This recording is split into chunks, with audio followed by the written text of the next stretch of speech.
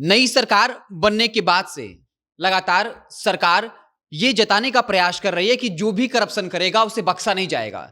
एक तरफ जहां माफियाओं पर कार्रवाई हो रही है, टॉप 10 कुख्यात अपराधियों का लिस्ट जारी हो रहा है और फिर यह अल्टीमेटम दिया जा रहा है कि 3 महीने के अंदर गिरफ्तारी करनी है। वहीं विजय सिन्हा लगातार सीयू डीएसएलआर को हड़का रहे हैं कि अगर आप करप्शन करते हैं, घोटाला करते हैं या फिर घूस की मांग करते हैं, जनता को परेशान करेंगे तो आपको बख्शा नहीं जाएगा, सीधे जेल भेजा जाएगा। वहीं दूसरी तरफ निगरानी विभाग भी अपने काम पर लगी हुई है। निगरानी विभाग ने 8 ऐसे भ्रष्ट अपराधियों और जनप्रतिनिधियों का लिस्ट जारी किया है जिनकी लगभग 41 करोड़ जो संपत्ति है उसे जब्त किया जाना है। और बाकायदा निगरानी विभाग ने अपने बात में यह भी कहा कि अब तक 119 मामलों में लगभग 100 करोड़ रुपए की संपत्ति जो है वो जब्त करनी है।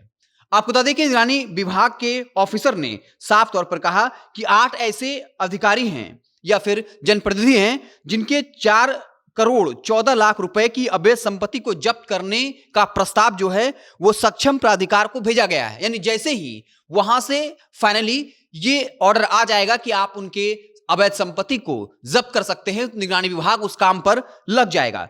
आखिर वो कौन से 8 ऑफिसर और जनप्रतिनिधि हैं, हम उनके नामों का जिक्र कर देते हैं। पहले हैं मैनेजर यादव, जो तत्कालीन मुखिया थे लौरिया पश्चिमी चंपारण के। उनका 80 लाख रुपए की संपत्ति जो है वो जब्त की जाएगी निगरानी विभाग के द्वारा। इसके अलावा प्रमोद कुमार राय, जो तत्कालीन मुखिया रहे जितवरिया समस्तीपुर के, उनके 3,71,000 रुपए की संपत्ति जब्त होगी। इसके अलावा ओम प्रकाश मांझी, तत्कालीन अधीक्षण अभियंता थे, उनके लगभग जो है 1 करोड़ यानी अगर डेटा की बात करें तो 90,75,000 रुपए की संपत्ति जब्त होगी। राकेश कुमार राय, जो तत्कालीन न्यायिक दंडाधिकारी दरभंगा के थे, उनके 41 लाख रुपए की संपत्ति जब्त होगी। दिलीप कुमार तत्कालीन फॉरेस्ट रेंज ऑफिसर थे, जिनकी 88 लाख रुपए की संपत्ति जो है वो जब्त होगी। विजय प्रताप सिंह तत्कालीन एसडीओ गोपालगंज के रहे, उनके 62 लाख संपत्ति जब्त होगी। अजय कुमार गुप्ता, जो तत्कालीन टैक्स दरोगा रहे मोतिहारी के, उनके 34,62,000 रुपए की संपत्ति जब्त होगी। फूलपरी देवी तत्कालीन सीडीपीओ जो पटना ग्रामीण की थी, उनके भी 12,76,000 रुपए की संपत्ति जो है वो जब्त होगी। यानी कुल राशि अगर आप देखें तो 4 करोड़ 14 लाख रुपए की संपत्ति है। और ये 8 जनप्रतिनिधि और ऑफिसर हैं जिनके संबंधित प्रस्ताव जो है वो सक्षम प्राधिकार को भेजा गया है। जैसे ही वहां से फाइनली ऑर्डर आएगा, इन अधिकारियों की संपत्ति जो है वो जब्त कर ली जाएगी। आपको एक डेटा देते हैं। निगरानी विभाग ने यह कहा है कि अब तक कुल मिलाकर 119 मामलों में 96 करोड़ 76 लाख रुपए की संपत्तियों को जो है जब्त करने का प्रस्ताव दिया है। इनमें से 66 मामले जो है यानी ये 57 करोड़ रुपए कुल जब्त करने का है, ये सक्षम प्राधिकार की अदालत में लंबित है। जबकि 32 मामले जिनमें कुल जो रुपए संपत्ति जो जब्त करना है वो है 20 करोड़ 80 लाख रुपए, उच्च न्यायालय में विचाराधीन है।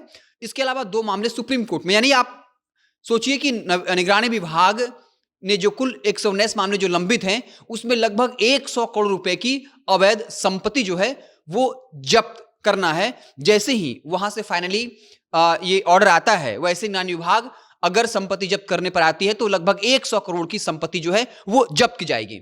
तो बिहार सरकार नई सरकार के गठन के बाद लगातार एक परसेप्शन गढ़ने की कोशिश तो कर रही है कि करप्शन जो है उसे बर्दाश्त नहीं किया जाएगा। और ये मैसेज देने की कोशिश है कि अगर आप सोचते हैं कि आप करप्शन करेंगे और फिर आप छूट जाएंगे तो ऐसा नहीं होगा।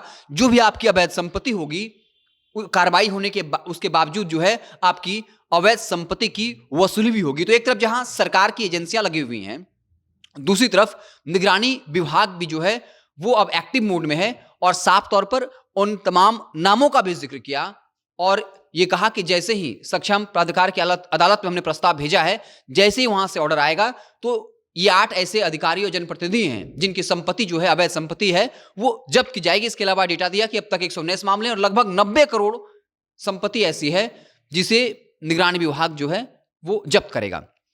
आप निगरानी विभाग के इस पूरी कार्रवाई पर क्या कुछ सोचते हैं, या सरकार चुनाव के बाद, नई सरकार के गठन के बाद जिस तरीके से ये बता रही है कि करप्शन जो है चाहे वो सीओ के स्तर पर हो या फिर ब्लॉक स्तर पर या फिर डीएम के स्तर पर, डीएसएलआर के स्तर पर, या फिर कोई भी माफिया अगर अवैध संपत्ति बनाता है तो सिर्फ उस पर कार्रवाई नहीं होगी बल्कि उसकी अवैध संपत्ति को जब्त भी किया जाएगा। इस पूरे फैसले को, इस पूरे परसेप्शन को आप कैसे देखते हैं कमेंट बॉक्स में जरूर बताइएगा। फेसबुक पर देख रहे हैं तो पेज को लाइक कर लीजिए, यूट्यूब चैनल को सब्सक्राइब कर लीजिए। बहुत बहुत धन्यवाद।